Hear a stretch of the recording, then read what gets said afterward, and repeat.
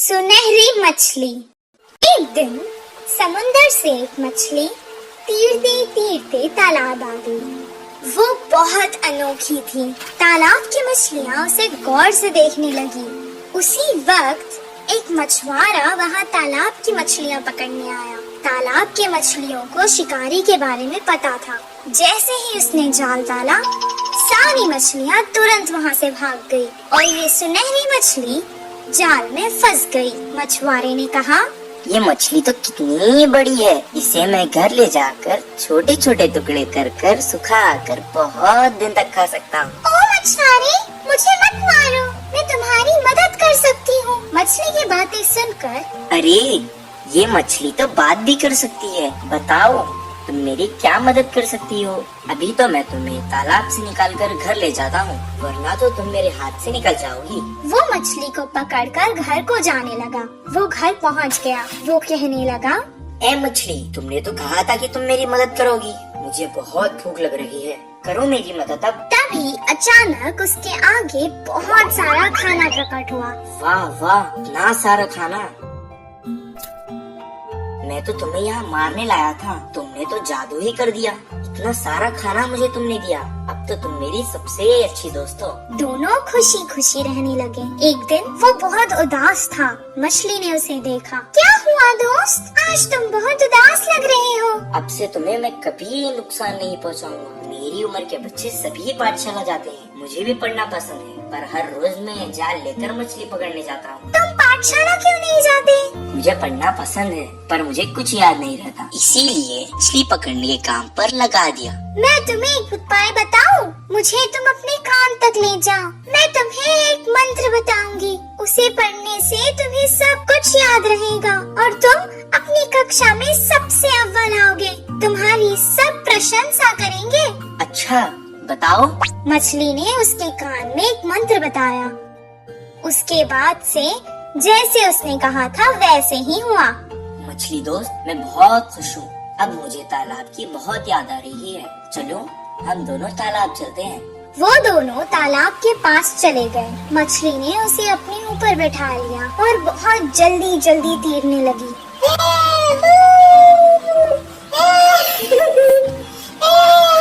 और उसने सारे तालाब की सैर करवाई उसे। सबको देखकर वो बहुत खुश हुआ। जब उसका मन भर गया, वो वापस घर जाने लगा। मछली ने कहा, दोस्त, तुम अकेले ही क्यों जा रहे हो? मुझे भी अपने साथ ले जाओ। मैं जितना खुश पाठशाला में होता हूँ, आज मैंने देख लिया कि तुम उतना ही खुश तालाब में होती हो। मैं तुम्हें तुम्हारी खुशी से दूर नहीं कर सकता, इसीलिए मैं तुम्हें यहाँ छोड़कर जा रहा हूँ। मैं वापस जरूर आऊँगा दोस्त। इस कहानी से हमें ये शिक्षा मिलती है कि जिस काम में हमें खुशी मिलती है वही काम करना चाहिए और जहाँ रहने में खुशी होती है वही रहना चाहिए। कौवे की चालाकी। एक जंगल में दो बड़े बड़े पेड़ पास पास थे। एक पेड़ पे कौवे घोंसला बनाकर रहते हैं तो दूसरे पेड़ पर कबूतर रहते थे। पूरा दिन खाना ढूंढते हुए शिकार के लिए भागते थे। शाम ढलते ही अपने अपने स्थानों पर विश्राम करते थे। कौवे के समूह में एक अति आलसी कौवा रहता था। वो उठना ही देर से उठता था। बाकी सारे खाने के लिए बाहर जाते हैं तो ये कहीं ना जाते हुए पेड़ पे ही आराम से रहता था। कुछ ही देर में वो सारे खाना लेकर खाते समय उनमें मिलकर छीन के खाता था। ऐसे उस दिन उनके लाई हुई खाने को समेटकर कौवे एक तरफ और कबूतर एक तरफ समूह में आकर खाते हैं। तो कौवे हर समय झगड़ते हुए अपने अपने बल से आहार लेते थे। कबूतर तो सब मिलजुल कर रहते थे, बिना किसी झंझट के एक सामान बांटकर खाते थे।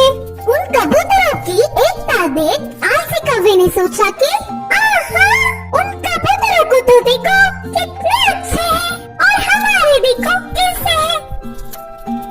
छी, अगर जन्म लेना ही है तो शेर की तरह लेना चाहिए या फिर कबूतरों की तरह लेना चाहिए। बोलकर बहुत ही उदास हुआ। कुछ देर सोच में पड़ गया और चालाकी से एक चाल चली। कपड़ों को रंग डालने वाले के घर जाकर सफेद रंग में डूब के उठा।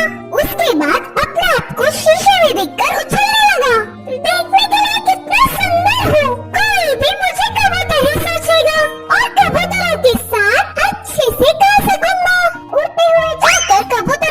रामू हमें मिल गया। धीरे से अच्छे से खा रहा था। खाने के लिए झगड़ा कर रहे कौवे को देख नफरत करने लगा। ऐसे कुछ दिन बाद उस आलसी कौवा बिना कष्ट किए आराम से रहने लगा। एक दिन भूख से बहुत खा गया। गले में खाना अटकने से पानी के लिए रोक नहीं पाया और तुरंत बोल के जोर से चिल्लाने लगा। इससे कौवे की पोल खुल गई और क्या, सारे कबूतर मिलके कौवे को चोट से मारते हुए भगा दिया। अरे बाबा, तेरे मेरे हमला खाते हुए चोट से मार रहे हैं। अब फायदा नहीं, मैं मेरे रूप में बदलना ही ठीक है, बोल के सोचकर पानी में डूबा। मजाक ये था कि वो कड़े रंग होने के कारण वो गया ही नहीं, बिना कुछ समझते हुए अकेला ही रह गया। अब देख देख के भूख न सह पाते हुए आखिर में कौवे के खाना खाकर उनके समूह के पास चिल्लाते हुए आया। वो कोई अजनबी पक्षी है समझकर सारे कौवे एक होकर उसे भगा दिया। उस आलसी कौवे की चाल विफल होकर उसके लोग भी आने नहीं देने से आखिर में अकेला रह गया।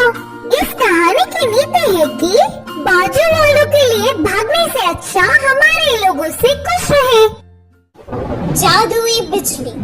एक गांव में रामू, सोनू और मोनू नामक 3 दोस्त रहा करते थे। रामू एक किसान था, वो खेत में काम करके खुश रहता था। सोनू एक दूध वाला था, मोनू एक दुकानदार था। एक दिन तीनों दोस्त शहर को कुछ काम से गए। काम पूरा होने तक शाम हो गई। शाम को जब वो लौटकर गांव वापस जा रहे थे, उनको जंगल पार करके वापस जाना था। अचानक आसमान में बादल आ गए।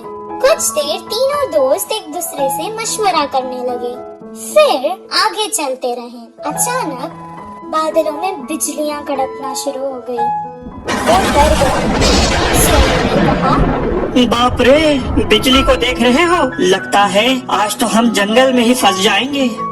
हाँ हाँ, सही कहा तुमने, आज तो ऐसे ही लगता है। बहुत रात हो चुकी है, अब हमें आगे नहीं जाना चाहिए। हम जंगल के बीचों बीच हैं। अब अगर हम आगे जाएंगे तो भी खतरा है, पीछे जाएंगे तो भी खतरा है। इससे बेहतर है हम आगे चले जाएं। इतना कहकर वो बैलगाड़ी आगे चलाने लगा। थोड़ी दूर जाते ही जोरों की बारिश शुरू हो गई। जंगल में बहुत ज्यादा पानी गिर रहा था और ऊपर से तेज बारिश और बिजलियां कड़क रही थी। ये सब देखकर वो डरने लगे। अचानक उनकी बैलगाड़ी के सामने एक बड़ा सा पत्थर आ गिरा।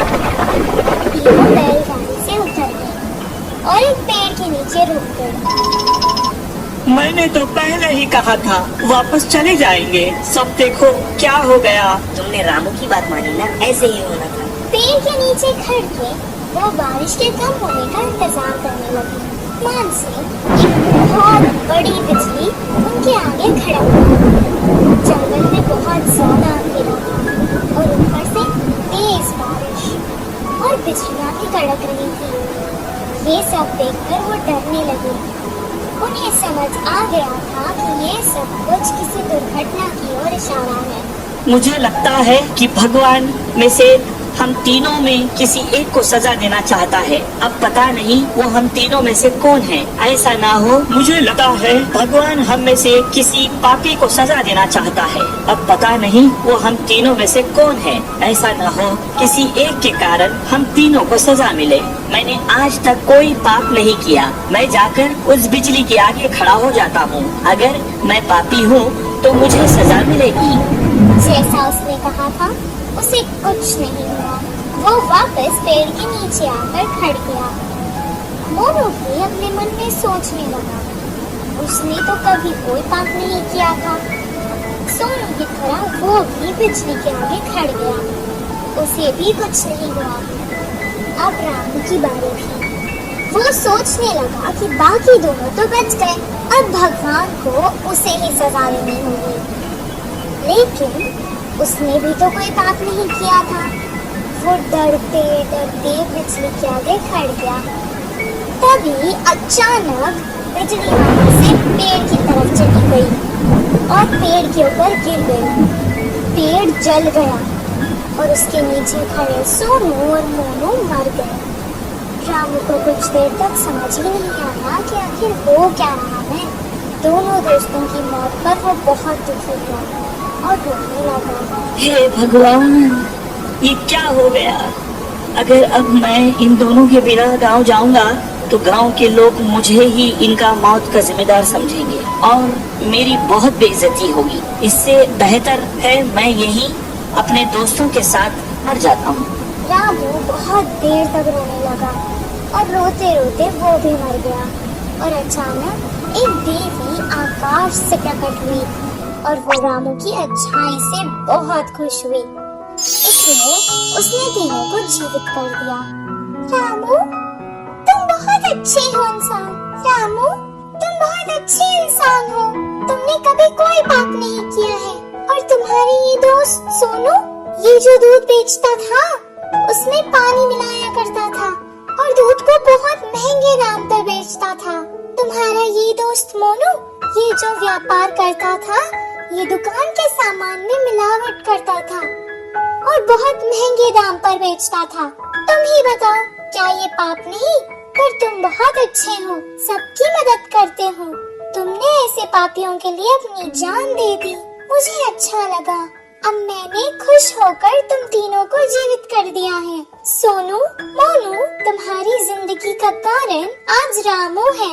अपने पाप छोड़ दो और अच्छे इंसान बन जाओ। सोनू मोनू ने अपनी गलती का पश्चाताप किया और अपने आप से वादा कर लिया कि अब वो कोई पाप नहीं करेंगे। और रामू जैसा अच्छा दोस्त पाकर वो बहुत खुश हुए। तीनों बैलगाड़ी में बैठकर वापस गांव आ गए। अगले ही दिन से वो अपने अपने काम पर लग गए। सोनू अब दूध में पानी बहुत कम मिलाता था और मोनू सही दाम पर सही तोलकर बिना मिलावट वाला सामान बेचता था। इस कहानी से हमें ये शिक्षा मिलती है कि अगर हम अच्छा करेंगे तो हमारे साथ अच्छा ही होगा।